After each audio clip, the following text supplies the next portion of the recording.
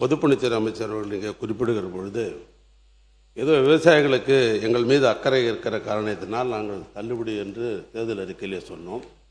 ஆட்சியில் இருந்த நீங்கள் விவசாய பற்றியே உங்களுக்கு கவனம் இல்லாத காரணத்தினால் நீங்கள் தேர்தல் அறிக்கையில் கடனை தள்ளுபடி செய்யவில்லை என்று சொன்னீர் என்று ஒரு கருத்தை இங்கே அவர் பகிர்ந்து கொண்டார்.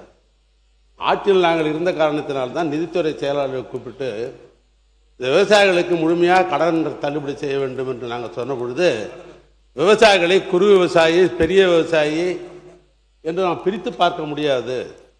2006 அப்பொழுது 7000 கோடி ரூபாய் இதே மாமன்றத்தில் தள்ளுபடி செய்கிற பொழுது கூட்டுறவு மற்றும் உணவுத்துறை அமைச்சராக இருந்து அந்த தள்ளுபடி செய்து இந்த மாமன்றத்தில் நான் தான் கொண்டு வந்தேன், அந்த தீர்மானத்தை கொண்டு வந்தேன்.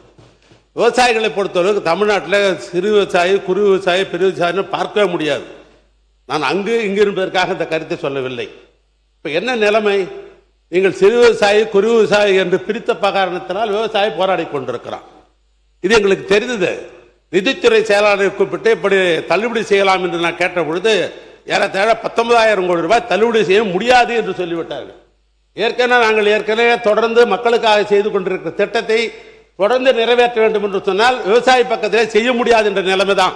போகிற இடங்கள்லாம் விவசாயங்களிடத்திலே சொன்னார்கள். நாங்களும் வேட்பாளராக நின்றவர்கள் தான். ஒரு விவசாய அந்த கட்சி சொல்லுகிறது, இந்த கட்சி சொல்லுகிறது, நிற்கிற கட்சியெல்லாம் சொல்லுது, நீங்கள் சொல்லவில்லை என்று எங்கள் மீது வருத்தப்பட்டார்கள். இல்லை என்று மறுக்க முடியாது. ஆனால் இங்கே பணம் இருந்தால் தானே, சட்டி இருந்தால் தானே ஆகப்பையில் வரும்.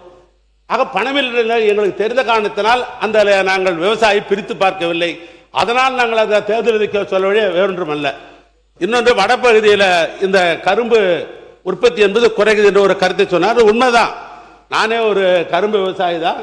கள்ளக்குறிச்சி கூட்டுறவு சர்க்கராலே நான் அங்கே அங்கத்தன்றாக இருக்கிறேன். நானும் ஆண்டுக்கு கரும்பு அனுப்பி கொண்டிருந்தோம் தான். நானே இப்போ கரும்பு நான் நிறுத்தி விட்டேன். காரணம் என்னன்னா, கரும்போட உற்பத்தி சிலையும் விற்பனை சிலையும் ரெண்டு மேட்ச் ஆக மாட்டேங்குது. நாம் என்னதான் கரும்பு உற்பத்தி செய்து உரம்லாம் வச்சு பார்த்தாலும் கூட அதுவும் விற்பனை விலையும் என்று மேட்ச் ஆக மாட்டேங்குது. ஏன் தனியார் மேலேயே சில பேர் மூடிட்டாங்க. என்ன காரணம்? இன்றைக்கு வெளிநாட்டு சர்க்கரை இந்தியாவுக்குள்ளே வருகிறது. இன்னும் சொல்ல போனால் இந்தியாவிலே அதிகமான சர்க்கரை இருப்பது மகாராஷ்டிரா. அங்க அதிக உற்பத்தி இருக்கிறது. அங்க அந்த நிலத்தினுடைய தன்மை, சர்க்கரை தன்மை கூடுகிறது. ஆனால் உற்பத்தி அதிகமா இருக்குது. அவனுக்கு கட்டுப்படி ஆகுது. தமிழ்நாட்டில் கட்டுப்படி ஆகல. அந்த அடிப்படையில் தான் இந்த குறைந்து கொண்டிருக்கிறது. ஆனால் தான் நம்ம சப்போர்ட் பிரைஸ் கொடுக்கிறதுக்கு அரசாங்க காரணம் என்னன்னா, விவசாயிக்கு இது கொடுத்து எப்படியாவது உற்பத்தி செய்யலாம் என்ற அடிப்படையில் தான் நம்ம சப்போர்ட் பிரைஸ் தரோம். ஆனால் அதுவும் கட்டுப்படி ஆகல.